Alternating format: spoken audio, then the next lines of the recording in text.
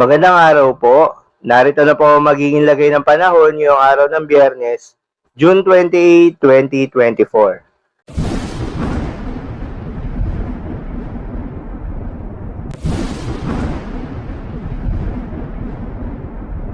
Sa kasalukuyan na tayo sa pag-asa, patuloy pa rin yung pag-iral nitong easterlies o yung mainit na hangin galing sa karagatang Pasipiko. Kaya naman asahan yung mga kalat-kalat na mga pagulan at thunderstorms. Asahan rin yung mainit at malinsangan na panahon sa malaking bahagi ng ating bansa na may mataas na tsansa ng mga localized thunderstorms lalo na sa hapon at sa gabi. Magandang balita naman dahil ayon sa pag-asa ay walang binabantayan na bagyo o low pressure area sa loob at labas ng ating Philippine Area of Responsibility na maaaring makaapekto sa ating bansa.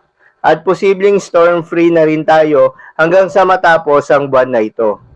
Dahil nga sa epekto nitong easterlies, asahan ngayong araw ng Biyernes sa Aurora, Quezon, Bicol Region, Eastern Visayas, Caraga at Davao Region ang bahagyang maulap hanggang sa maulap na papawirin na may kalat-kalat na mga pagulan o pagkidlat pagkulog. Posible ang mga pagbaha o pagguho ng lupa during severe thunderstorms. Habang sa Metro Manila at iba pang bahagi ng bansa, ay asahan rin yung bahagyang maulap hanggang sa maulap na papawirin na may kalat-kalat na mga pagulan o pagkidlat pagkulog. Dulot naman yan ng mga localized thunderstorms.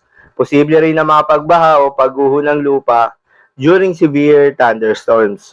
Madalas nabobuo ang mga thunderstorms sa ito tuwing hapon o gabi na maaaring magtagal ng 1 hanggang 2 oras. Ingat sa mga posibleng pagbaha o pagguho ng lupa during severe thunderstorms. Ugaliin rin na magdala ng payong pananggalang sa mainit na araw at posibleng pag-ulan sa hapon o sa gabi.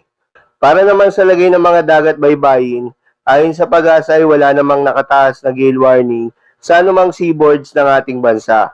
Kaya naman malayang makakapamalaot yung mga kababayan nating mangingisda at yung may mga maliliit na sasakyang pandagat.